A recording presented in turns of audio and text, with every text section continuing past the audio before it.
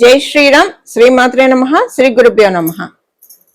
2026 సంవత్సరం మార్చి 3వ తారీఖు నుంచి 2026 సంవత్సరం మార్చి 18వ తారీఖు వరకు కూడా ద్వాదశ రాశుల వాళ్ళకి ద్వాదశ లగ్నాల వాళ్ళ ఫలితాలు, రాశి ఫలితాలు. ఈ పక్షం యొక్క ఫలితాలు తెలుసుకోవడానికి ముందుగా అసలు గోచారంలో గ్రహస్థితులు ఒక్కసారి మనం చూద్దాం. మిథున రాశిలో జీవకారకుడైన బృహస్పతి వక్రగతిలో సంచారం చేస్తూ ఉన్నారు. ఈ మార్చి 12వ తారీఖు నుంచి ఆయన వక్రత్వం నుంచి బయటకు వచ్చి వక్రత్యాగమై సవ్యగతిలోకి రానున్నారు. అలాగే కేతుదేవుని సంచారము సింహరాశిలో జరుగుతుంది. కుంభరాశిలో రాహుదేవుని సంచారం, బుధ భగవానుడు వక్రించిన బుధ భగవానుడు సంచారము, మంగళ సంచారము, సూర్యనారాయణ మూర్తి సంచారము. రవి ఈ పక్షంలో 14వ తారీఖు వరకు కూడా ఆయన కుంభరాశిలో ఉండి 15వ తారీఖు నుంచి కుంభరాశిలో నుంచి మీనరాశిలోకి అడుగు పెట్టబోతున్నారు. మీనరాశిలో శుక్రాచార్యుల వారి సంచారం, శనీశ్వరుడి సంచారము. ఇవి ఈ పక్షం యొక్క గోచారంలో ఉన్న గ్రహస్థితులు. ఈ పక్షంలో ఉన్న గోచార గ్రహస్థితులు అనుసరించి ద్వాదశ రాశుల వాళ్ళకి, ద్వాదశ లగ్నాల వాళ్ళకి కూడా ఎలాంటి ఫలితాలు ఉండబోతున్నాయి అన్న విషయాన్ని మనం ఒకసారి చూద్దాము.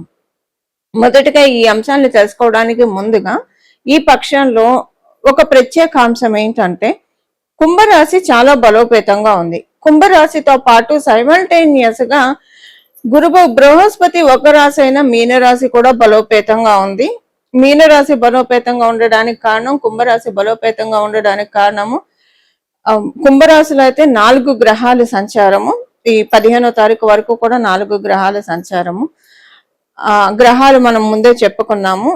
సో 4 గ్రహాల సంచారము మరియు మీనరాశిలో శుక్రాచార్యుల వారి సంచారము, శనీశ్వరుడి సంచారము, శశి శుక్రయోగం మీనరాశిలో ఏర్పడుతూ ఉంది. ద్వాదశ రాశుల వాళ్ళకి, ద్వాదశ లగ్నాల వాళ్ళకి. దీనివల్ల ఏంటంటే ఒక ప్రత్యేకమైన గ్రహస్థితి అని చెప్పడంలో, అందులో కూడా మనకి 19వ తారీఖు ఉగాది అయింది. ఉగాదికి ముందు ఇలాంటి ప్రత్యేక గ్రహస్థితి రావడము. ఇక్కడ ఇంకొక విశేషాంశం ఏంటంటే గురు భగవానుడికి, వీళ్ళిద్దరు గురు భగవానుడు మరియు శుక్రాచార్యులు వారు, శనీశ్వరుడు పరస్పర కేంద్రాల్లో ఉన్నారు. శుక్రుడు మరియు శనీశ్వరుడు నుంచి మనం చూస్తే గురు భగవానుడు చతుర్థ స్థానంలో ఉన్నారు.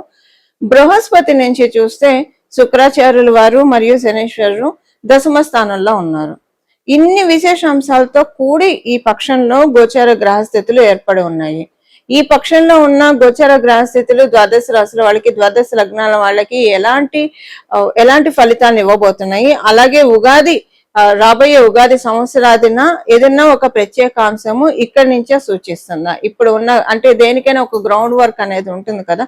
ఉదాహరణకు ఒక బిజినెస్ చేయాలంటే మనకి గ్రౌండ్ వర్క్ ఒక 6 months చేసిన తర్వాతే బిజినెస్ లైమ్ లైట్ లోకి వెళ్తుంది. సో ప్రతి విషయంలో కూడా గ్రౌండ్ వర్క్ లేకుండా ఏ పని ఉండదు. గ్రౌండ్ వర్క్ లో, గ్రౌండ్ లెవెల్లో గ్రహ దేవతలు ఏమైనా బ్లెస్సింగ్స్ ఇస్తున్నాయా ఉగాది తర్వాత నుంచి, మనం ఇవన్నీ కూడా ఇప్పుడు తెలుసుకుందాము. వృషభ రాశి, వృషభ లగ్నంలో పుట్టిన వాళ్ళకి మీకు ఈ పక్షం మొత్తం కూడా అనుకూలంగా ఉంది. కారణం ఏంటంటే మీకు దశమ లాభస్థానాలు చాలా బలంగా ఉన్నాయి. దశమ లాభస్థానాలు బలంగా ఉండడం వల్ల అనుకున్న పనులు అనుకున్నట్లు అవ్వడం మీరు నోటీస్ చేస్తారు. అది సంతోషం అనిపిస్తుంది. ఎప్పటి నుంచో అవ్వనివి, ఎందుకంటే శనీశ్వరుడు మీకు లాభస్థానంలో సంచారం చేస్తూ ఉండడం వల్ల ప్రస్తుతము మీరు అసలు ఇది జీవితంలో అవుతుందారా భగవంతుడా అన్న విషయాలు కూడా అవ్వడం మీరు చూస్తారు. అవ్వడము అంటే ఆల్రెడీ ఇది మీకు ప్రారంభమైంది ఈ పక్షం అనే చెప్పడం తప్పు. ఎందుకంటే శనీశ్వరుడు ఎప్పుడైతే మీనరాశిలో వచ్చాడో అప్పటి నుంచే వర్కింగ్స్ ప్రారంభమైనాయి. ఈ పక్షంలో దాన్ని తగ్గ ఫ్రూట్స్ తీసుకోవచ్చు, లేదా ఆల్రెడీ గడిచిన వారాల్లో, గడిచిన పక్షాల్లో జరిగి ఇప్పుడు మీకు మనశ్శాంతిగా ఉండొచ్చు. అంటే ఏదైనా ఒక పని అవ్వకుండా జడత్వంగా ఉన్నది అవ్వడం, ఇది మీరు చూస్తారు. అది కెరియర్ కి సంబంధించింది కావచ్చు, మీ పర్సనల్ లైఫ్ లో సంబంధించింది కావచ్చు, ఏదైనా. ఉదాహరణకి వివాహం కోసం ప్రయత్నిస్తూ ఉన్నారు, వివాహం సెట్ అవుతుంది. ఇది ఈ పక్షం అనే కాదు, గడిచిన నెలల్లో కూడా 2-3 నెలల్లో జరుగుండవచ్చు. కాకపోతే దానికి సంబంధించిన ప్రశాంతత, దానికి సంబంధించిన ఫ్రూట్స్ ఈ పక్షంలో తీసుకుంటారు. అయితే సపోజ్ మీ జన్మ జాతకం బలంగా లేకపోతే అది ఈ పక్షంలోనే జరిగే అవకాశం ఉంది. ఇలాగా ఒక రకంగా కాదు, ఏదైనా జడంగా ఉన్న పనులు సరిగ్గా అవ్వట్లేదు అనుకున్న పనులన్నీ కూడా సవ్యగతిలో సాగే సదావకాశాన్ని గోచారంలో ఉన్న గ్రహస్థితులు వృషభ రాశి వాళ్ళకి, వృషభ లగ్నంలో పుట్టిన వాళ్ళందరికీ కూడా కలగజేస్తూ ఉన్నాయి. సమాజంలో కాస్త మీకు మంచి పేరు వస్తుంది, మీ పేరు అందరికీ నోటెడ్ అవుతుంది.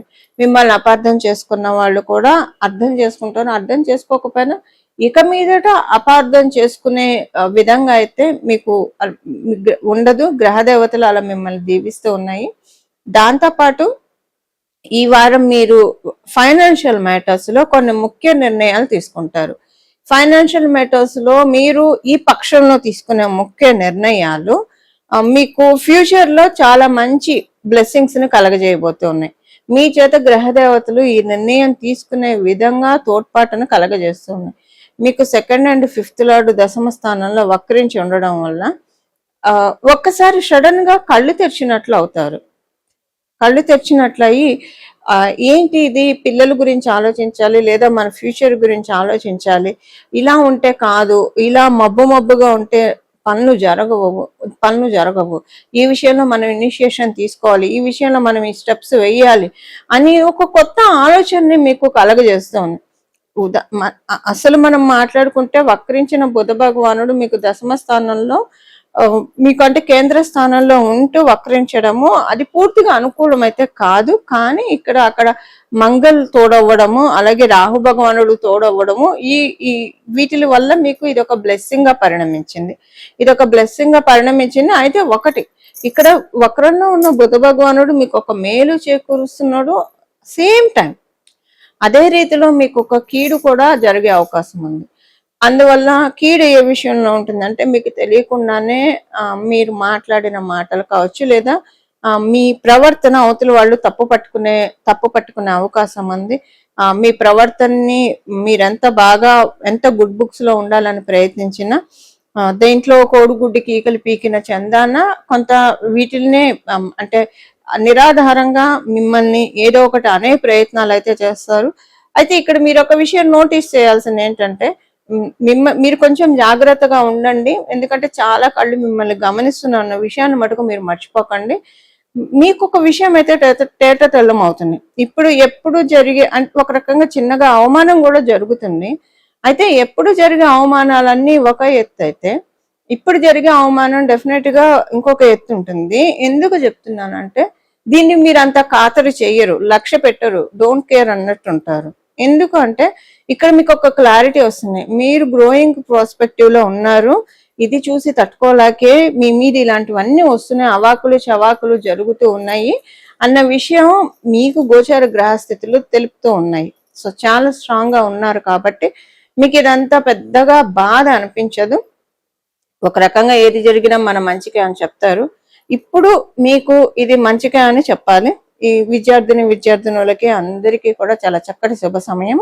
ఇవి పక్ష ఫలితాలు వృషభ రాశిలో పుట్టిన వాళ్ళకి. ఈ పక్షాలను అనుసరించి గోచర గ్రహస్థితుల్లో కుంభరాశి మరియు మీనరాశి బలోపేతంగా ఉండడం వల్ల కాలపురుషుడు కుండలిని అనుసరించి 11th and 12th హౌసెస్, ఏకాదశ ద్వాదశ స్థానాలు చాలా బలోపేతంగా ఉన్నాయి.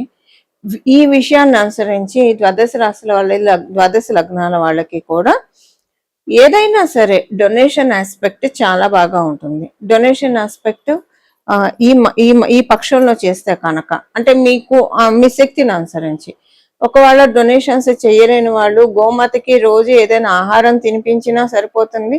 డొనేషన్స్ చేయగలిగిన వాళ్ళు ఒకవేళ డొనేషన్స్ చేయలేని పక్షంలో మీరు ప్రతిరోజు కూడా చీమలకు ఆహారమైనా వేయవచ్చు. ఇలా మీ శక్తిని అనుసరించి డొనేషన్స్ ఈ పక్షంలో చేస్తే చాలా మంచిది. ఉత్తమ ఫలితాలు ఉగాది తర్వాత నుంచి మనం అందుకోవాలంటే ఈ 15 రోజులు జాగ్రత్తగా సద్వినియోగం చేసుకోవాలి. 15 రోజులు సద్వినియోగం చేసుకోవడం వల్ల రాబోయే సంవత్సరము రాబోయే సంవత్సరం మొత్తం కూడా చాలా అనుకూలంగా ఉంటుంది.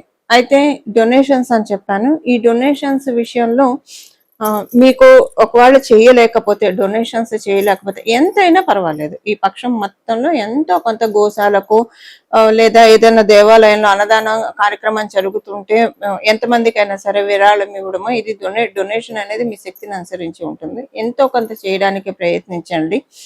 ఎప్పుడైనా దాన ధర్మాలు చేయడం వల్ల, దానం చేయడం వల్ల లక్ష్మీ అమ్మవారి ప్రాప్తి చక్కగా ఉంటుంది. ఇది మనకి దీనికి ప్రత్యక్ష ఉదాహరణ శంకర్ భగవత్పాదులు రాసిన కనకదార స్తుతి.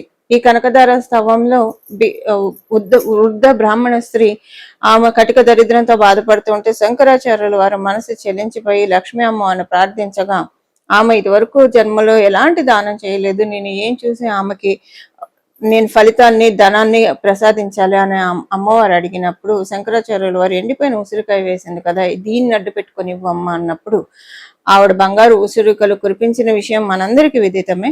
అని ఇదంతా ఎందుకు చెప్తున్నానంటే, లక్ష్మీ కటాక్షం కోరుకునే వాళ్ళందరూ కూడా, లక్ష్మి అంటే బహురూపాల్లో ఉంటుంది, లక్ష్మీ కటాక్షం కోరుకునే ప్రతి ఒక్కళ్ళు కూడా ఈ పక్షంలో చేసే దాన ధర్మాలు మీ శక్తిని అనుసరించి, శక్తికి మించి చేయకూడదు. అప్పు చేసి ఒకవేళ దానం చేస్తే అది ఫలితం ఇవ్వదు సరికదా, రివర్స్ కొడుతుంది. సో శక్తిని అనుసరించి దానం, లోభత్వం చూపించకుండా దానం చేయడం వల్ల వేద పాఠశాలలకి, కొంతమంది వాలంటరీ సర్వీసెస్ చేస్తూ ఉంటారు వాళ్ళ సంస్థ తరఫు నుంచి, ధర్మకార్యాలు చేస్తూ ఉంటారు.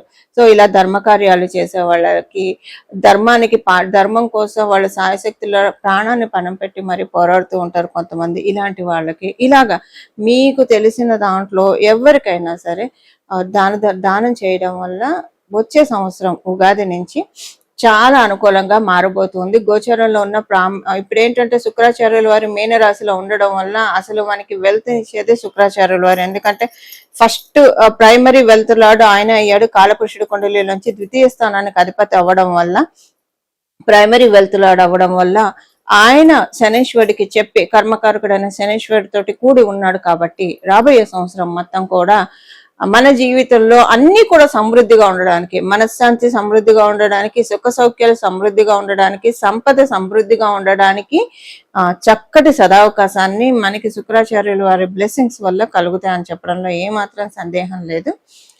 ఇలా మనం అందరం కూడా మన జీవితాన్ని సద్వినియోగం, మనకున్న ఈ రోజులు, ఈ పక్షం రోజుని సద్వినియోగం చేసి శ్రీలక్ష్మి అమ్మవారి యొక్క సంపూర్ణ కృపా కటాక్షానికి మనందరం పాత్రలం అవ్వాలని చెప్పి మనస్ఫూర్తిగా మనందరి తరఫు నుంచి కోరుకుంటూ, మంగళం. నమో భగవతే వాసుదేవాయ.